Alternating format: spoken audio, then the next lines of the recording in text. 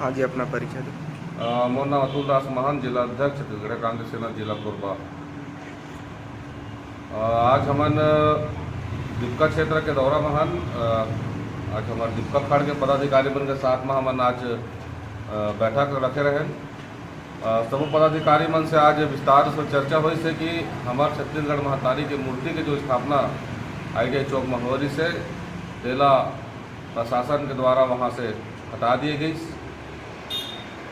ये विषय ला लेके नगर निगम के आगामी समय में घेराव करे बर चर्चा और रूपरेखा तैयार करेगी से साथ ही साथ में आने वाला समय में दीपका क्षेत्र में एक बड़े सांस्कृतिक कार्यक्रम और कोरबा जिला में अगर हमार मांग पूरा नहीं होही तो ओकर आगे के रूपरेखा कलेक्टर घेराव का तैयार किए जाही। तेकर लिए आज हमन बैठक करे हन और बहुत जल्द हमन छत्तीसगढ़ महतारी की स्थापना पर भी हमन कलेक्टर ला आवेदन निवेदन करे हन।